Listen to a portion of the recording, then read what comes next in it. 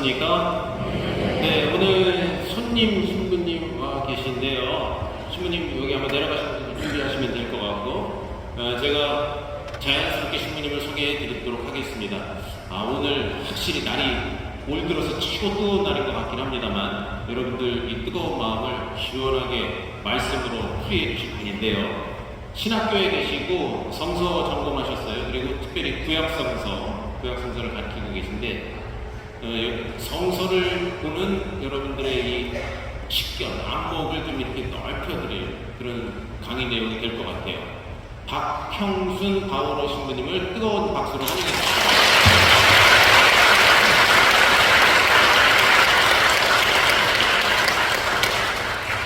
난솔동 성당 신자 여러분 안녕하세요. 반갑습니다. 저는 지금 신학교에서 작년까지만 해도 여러분들의 주임 신부님이신 정유섭 요셉 신부님과 함께 살다가요. 지금도 저는 아직 학교에 있고요. 신부님은 이렇게 분당에 계시고 오늘 이렇게 귀한 자리에 초대해 주셨습니다. 제가 여러분들과 오늘 함께 이렇게 나누고자 하는 이야기는요, 성경에 관한 이야기예요. 여러분들 성경 아시죠? 예, 성경책 읽으시나요? 대단하십니다. 예. 우리가 이 성경이라고 하는 어떤 이 책을 항상 볼 때 일단 처음에 보면 일단 두께도 두껍고요, 이 글자도 조그맣고요. 그래서 이 하나의 책을 읽을 때 뭔가 읽는 게 생각보다 쉽지 않으실 것 같은데, 여러분들 어떠세요? 성경책을 읽으면 정말 하느님께서 나에게 이런 말씀을 막 전해주시는구나, 그래서 막 은총이 가득 차시나요? 네, 정답입니다. 보통은 이거를 읽으면서 진짜 이거를 믿어야 되나, 또는 이런 말씀이 정말 이해가 안 되는데 이걸 어떻게 읽을 수 있을까 라고 하는 여러 가지 질문들을 아마 성경책을 읽으실 때 여러 번 이렇게 체험하셨으리라 생각이 듭니다. 제가 오늘 여러분들과 함께 나누고 싶은 이야기는, 성경을 그래서 이렇게 읽으면 막 갑자기 은총이 쏟아집니다 라는 이런 말씀을 전해드리지는 않을 거고요. 성경을 이런 식으로 한번 읽어보시면 어떨까요 하는 것들을 여러분들과 나누면서 성경에 대한 어떤 많은 질문들이 있으시겠지만 그 질문들은 여러분의 신부님께 하시면 될 것 같고요. 저는 여러분들에게 성경에 대한 어떤 접근, 성경에 대해서 다가가는 어떤 그런 내용들에 대해서 얘기를 하려고 합니다. 저는 이렇게 학교에 지금 있기 때문에 항상 이렇게 본당에서 강의를 할 때 원칙이 하나 있어요. 무슨 원칙이냐면요, 저는 항상 이야기를 어렵게 한다라는 겁니다. 왜냐하면은 여러분들이 어려워서 무슨 말인지 모르게 만드는 게 목적이 아니라, 여러분들의 본당 신부님께서 이 어려운 이야기들을 항상 평소에 얼마나 쉽게 설명하시는지를 잘 알려드리려고 저는 어렵게 얘기하고, 여러분들의 본당 신부님은 쉽게 얘기하는 사람이다라는 것을 더 드러내기 위해서 좀 어려운 얘기를 드리려고 합니다. 성경책을 우리가 보게 되면 여러분들이 이미 이 성경 해가지고 이렇게 두껍게 인쇄되어 있고 예쁘게 포장이 양장으로 되어 있고 금칠도 되어 있고 하는 어떤 책들을 여러분들 보셨을 텐데요. 이 성경책이 처음부터 이러한 형태로 우리에게 전달은 되지 않았습니다. 성경은 인쇄가 된 것도 아니고 옛날부터 누군가가 이렇게 기록을 하였었고, 그 기록이 된 것들이 온전하게 또 보존되기도 하였지만 또 일부는 파손되는 형태로 오늘날 우리들에게 전달이 되었고, 이것이 이제 인쇄술이 발달하게 되면서 오늘날 형태로 이렇게 글자가 예쁘게 또 잘 제본도 예쁘게 잘 되는 형태로 전달이 됩니다. 초창기 어떤 성경의 어떤 정수되었던 형태를 보시게 되면은 이렇게 이 종이에 손으로 누가 다 일일이 다 필사라고 하죠. 손으로 이제 막 기록을 하게 된 거죠. 그리고 그것이 아주 시간이 오래되다 보니까 온전하게 형태를 갖추기보다 이렇게 또 찢어지기도 하고 조각되기도 하는 어떤 이러한 모습으로 전달이 되는 게 이 성경의 초창기, 가장 초기의 어떤 형태였습니다. 이렇게 말씀을 드릴 수 있습니다. 자, 그러면은 이 성경이란 무엇일까? 도대체 성경을 읽어야 합니다. 성경을 읽으면서 하느님과 함께 살아가야 됩니다 라고 우리 교회 공동체는 우리 신자들에게 많은 전달을 하고 있는데, 과연 이 성경이란 무엇일까? 라고 했을 때 가장 쉽게 말씀을 드릴 수 있는 것은 성경은 책입니다. 그쵸? 혹시 반대되시는 분들은 이렇게 손들고 저희 그거 아닌 것 같은데 이렇게 얘기해 주시면 돼요. 자, 성경은 책인데요. 그럼 어떤 책이냐라고 했을 때 이 성경은 무엇을 담아놓은 책일까요? 하느님의 말씀이 담겨져 있는 책이에요. 자, 자, 그러면 하느님의 말씀을 담아놓은, 이 모아놓은 책인데, 그러면 누가 썼을까라고 하는 거죠. 누가 썼을까요? 예, 이제 질문이 조금 복잡해지죠. 예, 하느님이 쓴 것 같기도 하고, 그러면서도 동시에, 그래도 일단은 썼으니까 누가 썼을까 했을 때 일단 사람이 썼다는 거예요. 예, 인간이 쓴 거죠. 자, 그렇기 때문에 인간이 무엇을 하느님의 말씀을 기록한 책, 이것이 성경입니다. 자, 그런데 인간이 하느님의 말씀을 기록하기 위해서 또 필요한 게 있어요. 그럼 하느님은 가만히 계셨느냐? 라고 했을 때 하느님께서 인간에게 영감을, 우리가 이제 영감이라고 표현하기도 하고, 이것을 우리가 삼위일체 교리에 맞췄을 때는 성령의 인도로 인간이 하느님의 말씀을 기록한 책이다라고 이렇게 정의할 수 있게 됩니다. 그렇기 때문에 여러분들이 서점에 가거나 도서관에 가서 만나는 책들과 구별되어진 어떤 그러한 가장 큰 특징은 똑같이 인간이 기록한 책이다 라고 얘기할 수 있지만, 여기에 담겨져 있는 이야기가 하느님의 말씀을 하느님의 영감, 성령에 의해서 기록된 책입니다 라고 이렇게 정의할 수 있는 겁니다. 그래서 성경은 인간이 하느님의 말씀을 하느님의 영감에 의해서 기록한 책입니다 라고 이렇게 정의할 수 있는 거죠. 자, 하느님께서 인간에게 말씀을 내려주시고 인간은 그 말씀에 대해서 응답하게 되고, 그리고 하느님께서는 이 응답하는 어떤 이 과정들에 대한 어떤 기록에, 거기에 이 성령을 인도로 이것을 기록하게 만들어줍니다 라고 얘기합니다. 그렇기 때문에요, 이 성경은 누가 썼습니까? 라고 얘기했을 때, 자, 가장 처음에 인간이 기록한 책입니다. 자, 그러니까 성경은 누가 썼을까요? 인간이 쓴 거예요. 그러면 하나님은 그러면 아무것도 안 했습니까? 라고 하기에는 하느님께서 성령으로 이끌어 주셨기 때문에 하느님도 함께 이 성경 저자, 이 성경을 기록할 때 함께 작업하신 겁니다 라고 우리가 이야기할 수 있게 됩니다.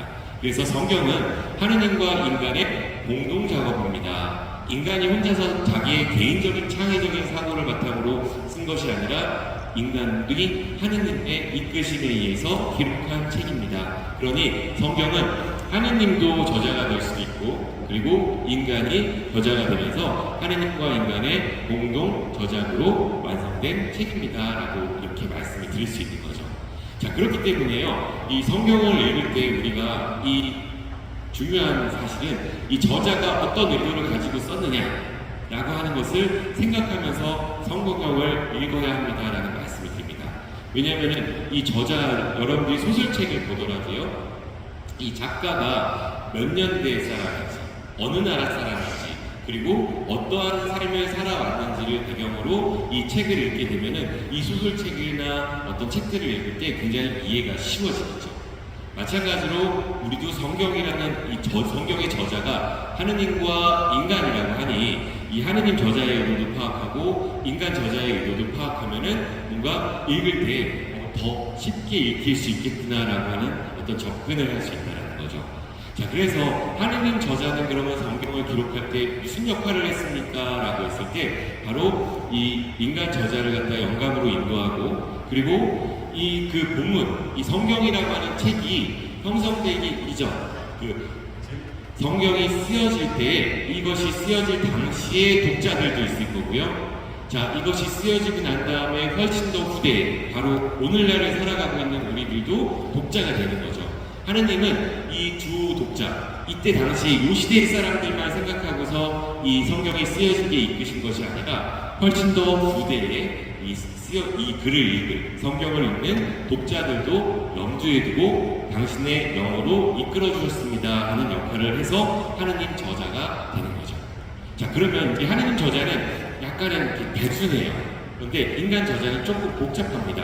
자, 인간이 하느님 영감에 의해서 쓰여졌다 해서 많은 분들이 생각을 할 때, 인간이 가만히 이제 이 펜을 하나 이렇게 들고 있는데요, 갑자기 영이 내려가지고 그는 그냥 펜을 들고 있는데 막 자연스럽게 막 이게 손이 막 쓰여진 것이 아니라, 인간 저자도 자신의 의도를 가지고 기록을 하였다는 겁니다. 그러면 인간이 기록을 하려면 언어가 있어야겠죠. 그러면 이 언어가 이 사람이 살고 있었던 당시의 언어로 이 성경을 쓸 수밖에 없게 되겠죠. 수천 년 전에 이 글을 썼어요. 그런데 이 수천 년 전에 오늘날의 언어와는 전혀 다른 언어로 이 성경을 쓰게 되는 거고요. 자, 그리고 여러분들 한번 생각해 보시면은요, 요즘에 젊은 친구들, 이 중고등학생들이 쓰는 언어들을 여러분들 혹시 들어보시게 되면 다 막 이해가 되시나요? 이게 뭔가 말도 막 줄이고 막 무슨 말인지 모르겠고, 그리고 뭐 이 시대의 언어가 따로 있습니다라고 하면서 얘기하듯이 같은 시대를 살고 있는 우리들임에도 불구하고 이 누가 쓰느냐에 따라서 이 언어를 이해하는 게 많이 달라요. 자, 하물며 수천 년 전에, 그리고 우리나라 사람도 아니래요. 저 고대 근동의 이스라엘 언저리에 있는 사람들이 쓴 언어를 가지고서 우리가 이 글을 읽을 때 한 번에 읽기가 또는 해석하기가 생각보다 쉽지 않겠죠. 당연히 그 사람은 당시에 살고 있었던 그 시대의 언어로 이 글을 썼기 때문입니다.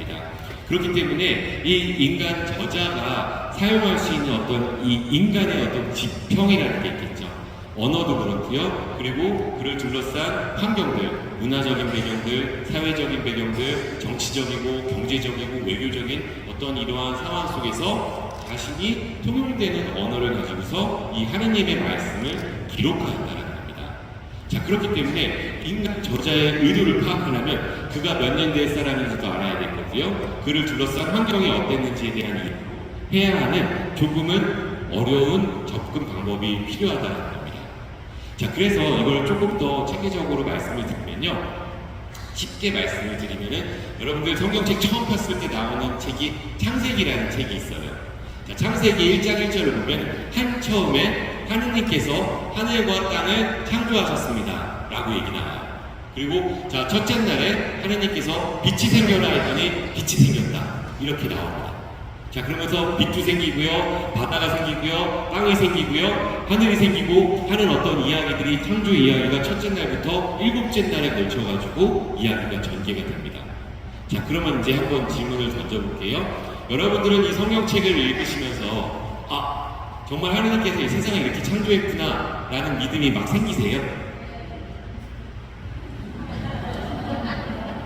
이 성당에서는 왠지 그렇게 생겼다고 대답을 해야 될 것 같은데, 내가 밖에 성당 울타리를 벗어나서 밖에 나갔을 때는 이런 얘기를 하면은 왠지 시대에 뒤떨어지고요. 그리고 뭔가 이 세상을 잘 모르고 있고 뭔가 이 맹신을 하고 있는, 하느님에 대해서 맹신하는 방신자같이 느껴질 때가 있단 말이죠. 그렇지 않나요? 그리고 내 안에서도 속으로는 정말로 이렇게 생겼다고? 라고 하는 질문이 드시지 않으세요? 당연히 들 수밖에 없죠. 왜? 오늘날의 눈으로 이걸 보면 이해가 안 되니까요. 자, 그렇기 때문에요, 우리가 이런 질문들 이제 던져보겠습니다. 자, 여기서 하느님 저자라고 하는 어떤 의도, 하느님께서 이 글이 쓰여졌을 당시와 그리고 이것이 쓰여지고 난 한참 뒤에 독자들을 염두에 두고 이것을 영에 의해서 기록하였습니다. 옛날에 아주 먼 옛날에 다른 나라에서, 자, 그러니 이때의 이 글을 읽는 우리에게도 무언가 하느님이 메시지를 주셨을 때 이 하느님 저자의 의도를 파악한다는 것은, 그래서 세상이 창조되었는데 이렇게 창조되었구나, 그러면 이게 나하고 무슨 의미가 있는데, 하느님께서 우리 모습대로 우리 모습을 닮은 사람을 만들자 해서 당신 모습대로 사람을 창조하셨다 라고 하는 이 구절이 나하고 무슨 의미가 있는데, 하느님께서 창조하신 하늘과 땅, 이게 나하고 무슨 상관이 있는데? 라고 하는 질문을 던지면서 읽는 것이 하느님 저자의 의도를 파악하면서 읽는 방법입니다 라고 얘기를 하는 거예요. 그러면 조금 더 나아가서 인간 저자의 의도를 파악한다는 것은 아까 말씀드린 것처럼 정말 세상이 이렇게 생겼을까? 정말 하느님께서 이렇게 세상을 말씀으로 창조하신 걸까? 그런데 유명한 과학자들은 세상이 이렇게 창조되었다고 얘기하는데 그러면 어느 게 진짜일까? 그럼 내가 신앙을 갖지 못하는, 신앙심이 약해서 내가 못 믿는 걸까? 라고 하는 어떤 질문을 던지는 거죠. 그러면 이럴 때 인간 저자의 의도를 파악하는 거예요. 왜냐면 인간이 이 이야기를 한처음에 하느님께서 하늘과 땅을 창조하셨습니다 라고 하는 이 구절을 썼을 당시를 보는 겁니다. 이게 언제인지는 몰라요. 적어도 과학기술이 오늘날처럼 발달하기 이전에 어느 누군가가 그 옛날에 자신들이 가지고 있는 우주관을 가지고서 자신들이 바라보고 하늘과 땅을 바라보고 하늘의 별들을 해와 달을 바라보면서 썼기 때문에 이 상품의 지평에서는 이렇게밖에 표현이 안 됐겠구나 라고 하는 것을 생각하면서 읽는 것, 이것이 인간 저자의 의도를 파악하는 겁니다. 성경책은 과학책이 아니에요. 그냥 이 사람이 이 인간 저자는 이러한 지평 속에서 이러한 문화적이고 이러한 사회적이고 이러한 우주에 대한 어떤 눈을 가지고서 이렇게 썼구나라고 하면서 그냥 인정해 주는 거예요.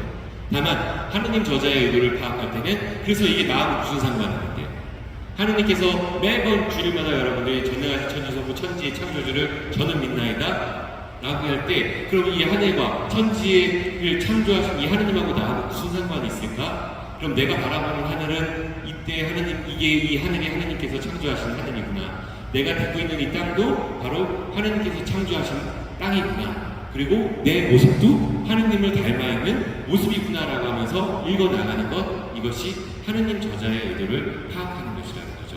절대로 과학적인 기준으로 오늘날의 눈으로 이것을 분석하거나 이것이 참이네 진짜네를 따지면서 하는 것은 이미 서로 이 동등한 얘기가 아니라는 겁니다. 자, 그렇기 때문에요. 그러니까 전문적으로 이제 이런 얘기를 합니다. 하느님 저자의 의도를 파악하는 것은요. 자, 보시게 되면 성경을 읽고요.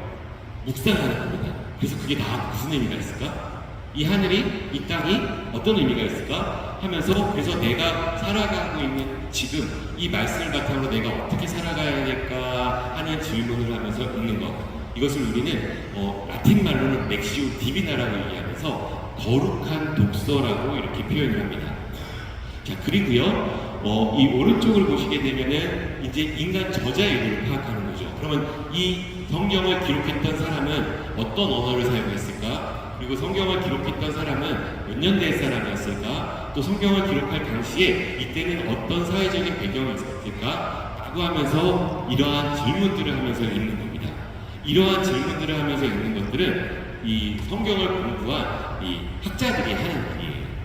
그렇기 때문에 이러한 일들은 저희 같은 사람한테 그냥 맡겨주시면 되는 거고요. 우리 신자분들은 이런 것들을 하면 당연히 좋겠죠. 근데 이런 걸 하려면 히브리어라고 하는 또는 히라보라고 하는 라틴어라고 하는 이 외국어도 알아야 되고 하니까 그런 것들까지 하기에는 그것이 약간 학문적인 접근법이다 말씀을 드릴 수 있습니다. 그래서 이것은 성서학 또는 성서신학이라고 이야기하면서 하는 것들은 그냥 이거 공부하는 사람들한테 맡기시고 우리 신자분들은 성경을 읽을 때 이게 진짜일까 가짜일까라고 묻는 것이 아니라 하느님의 영감에 의해서 기록된 이 책이 그러면 이런 나한테는 어떤 의미가 있지? 이스라엘 백성들이 이집트를 탈출했대요. 그게 나하고 무슨 상관인데? 나는 그러면 지금 노예를 살고 있나? 아니면 하느님께서 이끌어주신 그 탈출의 여정을 걷고 있는가? 아니면 나는 약속의 땅에 가서 살고 있는 건가? 하는 질문을 던지면서 읽는 거죠. 그럼 이스라엘 백성들이 하느님께 저희가 무엇을 마시란 말입니까?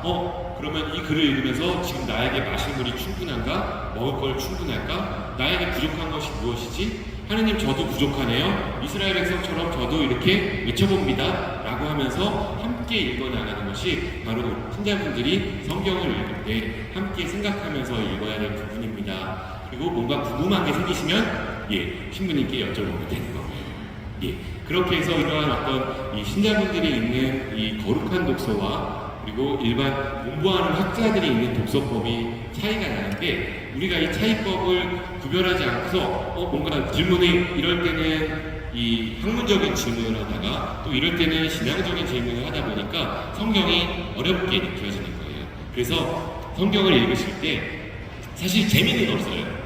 성경 재미있으셨어요? 보통은 재미없습니다. 이게 사실입니다. 그렇기 때문에 성경이 재미없는 거는요, 오늘날의 우리들하고 너무 동떨어진 얘기니까. 그리고 성경이 재미가 없는 것은 옛날 이야기고요. 읽어보세요. 어떤 짐승을 잡아가지고 번제물을 바칠 때 어떤 짐승은 홀라당 다 태워야 되고요. 어떤 건 기름만 태워야 되고요. 제단에 돌면서 피를 뿌려야 되고 하는 이런 얘기들이 우리하고 너무 거리가 멀기 때문에 낯설고 힘들기 때문에 재미가 없는 게 정상이에요. 절대로 내가 신앙심이 없기 때문에 이 성경책이 재미가 없다라는 것하고는 구별하지 않았으면 좋겠다, 이런 말씀을 드리고 싶습니다.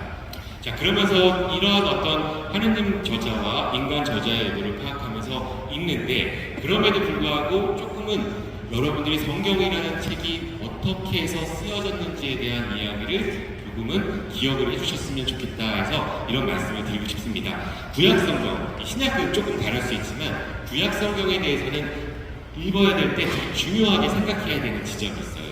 그게 무엇이냐면요, 조금은 생소하게 들리실 수 있는데, 이 바빌론 유배라고 하는 이 이스라엘 백성들이 나라가 망했어요. 그래가지고 바빌론으로 끌려갔던 그러한 역사적인 사건이 한 번 있었습니다. 그리고 이 사건 못지않게 또 중요한 게 이스라엘 백성들이 이집트를 탈출해서 하느님과 계약을 맺었던 이 두 가지 사건이 구약 성경을 이해하는 데 있어서 굉장히 중요한 두 개의 축이 됩니다. 자, 왜냐하면요, 바빌론 유배라고 하는 사건이 기원전 587년부터 538년에 50년 동안 이 종살이를 하게 된 거예요. 자, 그러면 이게 어떤 의미를 가지고 있냐면요, 이스라엘 백성들이 이제 나라를 이게 만들고, 그리고 다윗 임금부터 시작해가지고 임금들이 계속 있었어요. 자, 그러다가요, 이 바빌론이라고 하는 이 거대한 고대 근동의 제국이 있었습니다. 어마무시한 제국이었죠. 그래서 이 바빌론의 네부카드네자르라는 임금이 이 유다 왕국을 멸망시킵니다. 나라가 망한 거예요. 다윗 왕조가 이제 끝난 거예요. 자, 그렇게 멸망하고 나서 이 사회 지도층들을 바빌론이라는 곳으로 이제 데리고 끌고 갔어요. 그러면 이제 유배지 이 바빌론에 끌려온 이스라엘 백성들이 생각을 하게 됩니다. 왜 우리가 여기까지 끌려왔을까? 그리고 하느님은 전능하신 하느님이고 세상을 창조하신 하느님이고 그 어떤 신보다도 위대하신 하느님이기 때문에 그 하느님을 믿는 우리들이 나라가 망한다는 생각을 못 해본 거예요. 자, 그런데 나라가 망했대요. 그러면 이 하느님이 바빌론의 신보다 또는 바빌론의 네부카드네자르라고 하는 임금보다 무능해서 우리가 망한 건가? 처음에 이런 생각을 하게 되는 거죠. 자, 그래서 여기서 이제 이 종살이를 하는 가운데서 사람들이 질문을 던집니다. 아니야, 그래도 하나님은 이 바빌론의 신보다 더 뛰어난 하나님이야.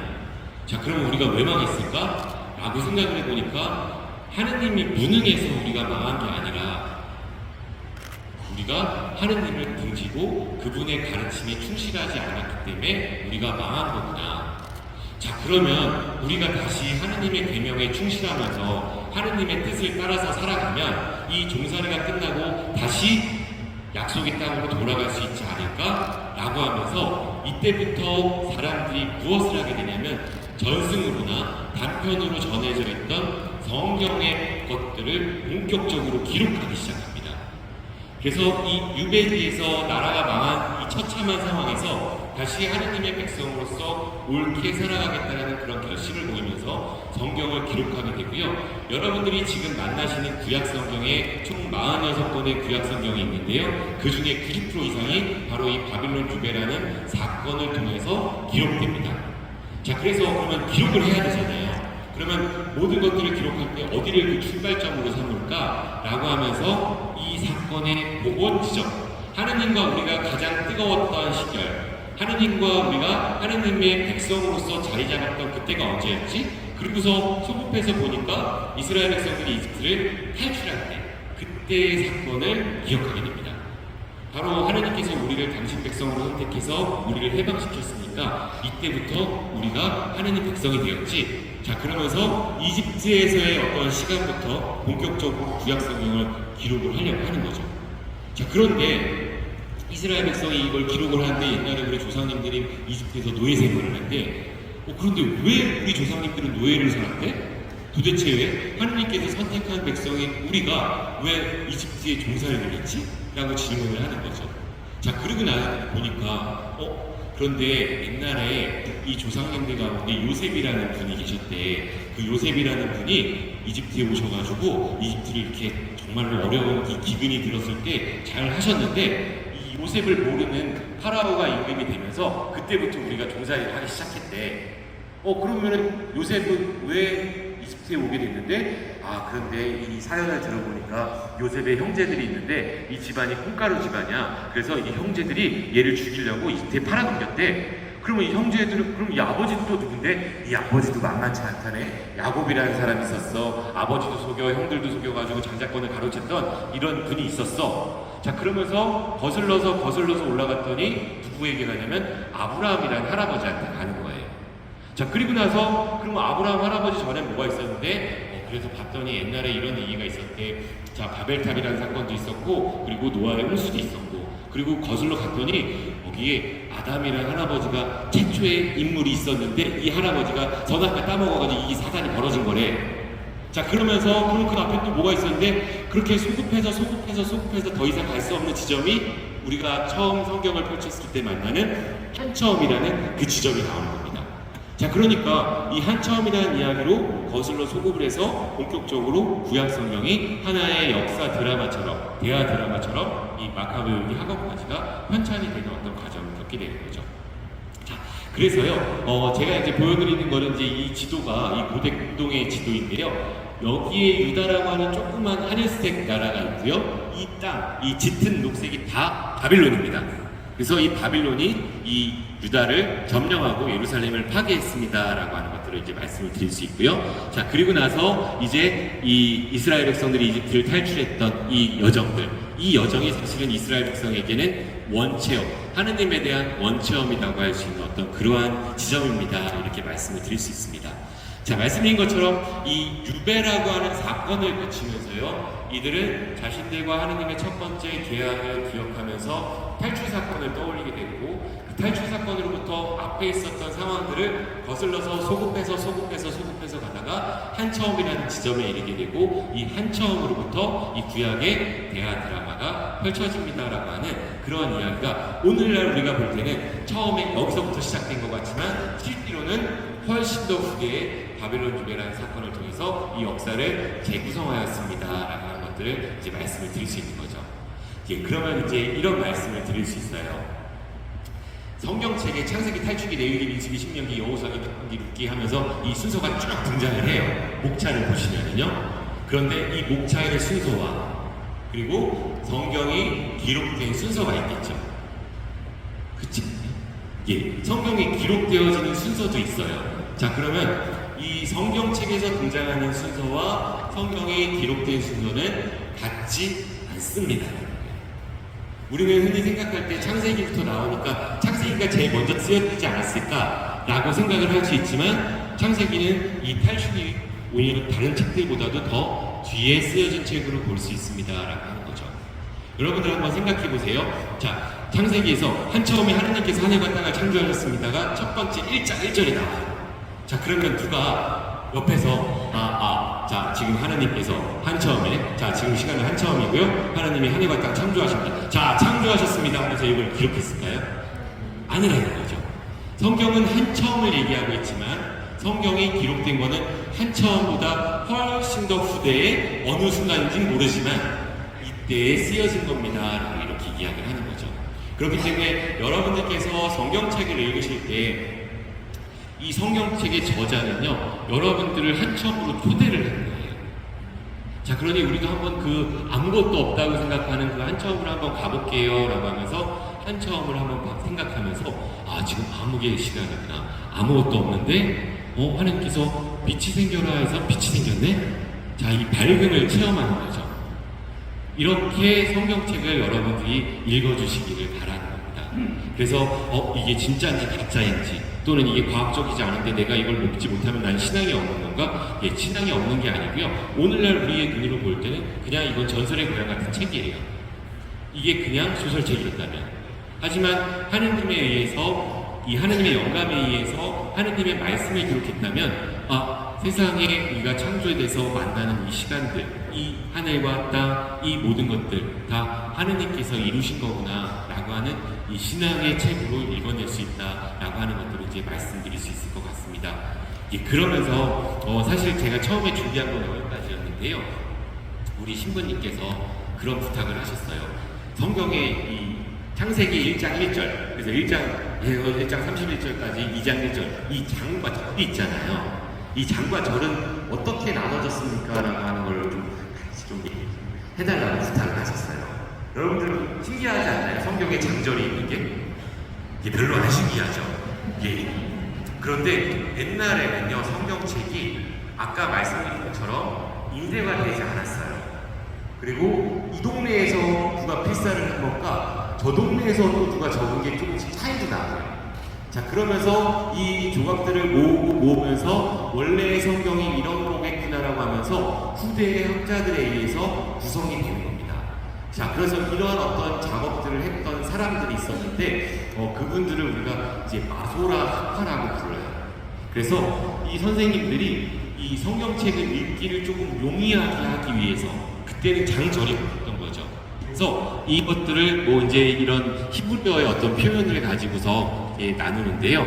뭐 바빌론의 어떤 독서주기, 팔레스타인의 독서주기 이런 것들이 따라가지고 이것을 읽는 부분을 단락을 나누게 됩니다. 그래서 이것을 몇 주간 동안, 54개의 주간 동안 또는 이 3년 동안 성경책을 읽을 수 있도록 이걸 분리를 하는 거죠. 그래서 여러분들이 이제 지금 잘 안 보이실 텐데요. 히브리어 성경을 보면은 요렇게 요 안에다가 이게 약간 좀 비틀어졌는데 표시를 해놔요. 이런 표시를 여기 요런 것들로 표시를 해놓는데 처음에 장절을 나누는 기원이 되었습니다. 자, 그리고 난 다음에요. 여기 요렇게 이제 표시가 되어 있는 거예요. 자, 그리고 난 다음에 또 뭐 이제 요런 표시 하면서 성경을 조금 더 읽기 용이하게 이제 단락만 나누는 그러한 식으로 이 작업을 해나가게 됩니다. 자, 그런 가운데서 여기도 이제 보면 나오는데, 자, 그렇게 구약 성경은 그렇게 이 마소라에서 공부하는 선생님들이 이것을 막 이렇게 분리하기 시작했어요. 편하라. 장절은 아직 없었던 때고요. 자, 그리고 난 다음에 신약 성경도 보니까 어떤 이 신약 성경의 필사본들을 보니 이 성경도 복음서들마다 이 장을 조금 나눠서 분리해 놓고 있었다라는 겁니다. 자, 이러고 있는 어떤 통일되지 않은 상황으로 성경의 장절이 막 전해지다가요. 이 분입니다. 이 캔테베리 스테판 랭턴이라는 주교님이 계셨대요. 자, 이때는 사람들이 성경책을 어떤 성경책을 썼냐면 히브리어 성경책, 그리스어 성경책이 아니라 라틴어로 된 성경책을 쓰고 있었습니다. 예로노이모 성인이 이 히브리어로 그리스어로 된 성경을 이제 라틴어로 번역하면서 일반적으로 이 불같다라는 이름의 라틴어 성경을 썼는데 이 불같다라는 성경에도 장절이 처음에 표기가 안 됐는데 이 스테판 랭턴이라는 이 캔터베리의 주교님께서 장절을 이렇게 넣으셨대요. 그래서 그렇게 사용하면서 이제 장절이 어느 정도 된 것 같았는데 훨씬 더 조금 더 시간이 지난 이분은 1100년대, 자, 12세기의 분인데 이 16세기에 이르러서 이 로베르 에띠엔이라는 이 프랑스 이 파리에서 인쇄업 하시는 선생님이었대요. 이분이 리옹이라는 동네에서 파리로 여행을 하다가 자기가 인쇄를 할 때 조금 더 쉽고 편하게 인쇄할 수 있도록 이 신약 성경 부분을 갖다가 장절을 부과를 했대요. 그러다 보니까 이 사람이 이렇게 하고 나서 인쇄를 해서 성경책이 나오게 되고 처음으로 장과 절이 명확하게 표기되어 있는 인쇄된 성경책이 나오게 됩니다. 그러면서 그때부터 우리가 이 인쇄되어 있는 장과 절이 표기된 이것이 하나의 어떤 이분의 업적으로 이야기하면서 본격적으로 이 성경을 이렇게 장과 절이 표기된 성경으로 맞아들이게 되고 앞서 이 단락만 나눠져 있던 히브리어 성경책에 이제 1500년대 후반부터 본격적으로 같이 이 장절이 표기돼서 오늘날의 형태로 장과 절이 전해진다고 합니다. 이것도 뭐 전해지는 과정들이 쉽진 않았는데 간략하게 말씀드리면 이런 부분을 드릴 수 있고요. 예, 그래서 이 구약 성경 아까 바벨론 유배와 이집트 탈출이라는 중요한 사건을 가지고서 이 본격적으로 기록되었던 이 성경책을 보게 되면은요, 우리가 되게 두껍기 때문에 조금 생소하고 낯설 수 있겠지만 이 구약의 이야기는 아주 단순합니다. 하느님께서 창조하셨습니다라고 하는 창조 이야기와 그리고 아브라함, 이삭, 야곱이라고 하는 성조들의 이야기를 들려주고요. 이스라엘 백성들이 이집트에 갔습니다. 이집트에서 탈출했습니다. 시나이산에서 계약을 맺었습니다. 그리고 약속의 땅에 들어갔습니다. 약속의 땅에서 살다가 이들이 망했습니다. 그래서 유배를 끌려갔습니다. 다시 돌아왔습니다. 이런 얘기로 몇 가지의 어떤 지점으로 구약의 어떤 이야기들을 펼쳐볼 수 있다, 이렇게 말씀을 드릴 수 있습니다. 제가 이 짧은 시간에 뭐 구약의 엄청난 이야기들을 많이 드릴 수는 없지만 그냥 딱 한 가지만 기억하셨으면 좋겠습니다. 하느님께서 이 성경책을 하느님의 영감으로 인간의 언어로 기록해 주셨습니다. 왜? 인간들이 읽기 쉬우라고. 그렇기 때문에 우리가 만나게 되는 이 인간의 언어로 기록되어 있는 다른 많은 책들도 있겠지만 하느님의 말씀을 우리가 함께 읽으면서 살아갈 때 우리가 하느님의 말씀을 우리의 몸에 품게 되며 우리의 몸에 품었을 때 그 옛날에 예수님께서 말씀이 사람이 되시어 우리 가운데 오셨듯이 우리도 말씀에 육화를 하는 그러한 삶을 살아갈 수 있다라는 이런 말씀을 드리고 싶습니다. 그래서 여러분들이 성경책을 읽을 때 많은 어려움들이 있으시고 또 재미도 없고 또 감동도 없을 것 같은 그런 모습이 있겠지만 그럼에도 불구하고 내가 말씀 안에서 머무를 때 그래서 그 말씀이 나에게 무슨 의미가 있을까? 그 말씀이 나에게 어떤 힘을 줄까? 아니면 그 말씀이 나를 괴롭히고 있네? 라고 하는 것들을 물어가면서 하느님 이렇습니다 라는 말씀을 나누는 그러한 어떤 하느님과 소통의 수단이 될 수 있기를 그거 하나 또 기억해 주셨으면 좋겠습니다. 그래서 바울로 사도는 이러한 말씀을 하십니다. 하느님의 말씀은 살아있습니다. 그리고 어느 쌍나의 칼보다도 날카롭고요. 사람 속을 꿰찔러 혼과 영을 가르고 관절과 골수를 갈라 마음의 속생과 생각을 가려냅니다. 라고 이렇게 표현합니다. 우리의 안에 하느님을 향한 부분과 또 하느님으로부터 벗어나려는 부분이 있을 텐데요. 그런 모든 것들을 이렇게 올바르게 잡아주고 이끌어줄 수 있는 이 말씀이라는 걸 생각하시면서 쉽지 않은 작업이겠지만 그래도 한번 성경책을 오늘 집에 가셔서 펼쳐보시기를, 용인에서 펼쳐보시기를 저도 응원하고 기도하도록 하겠습니다. 네, 감사합니다.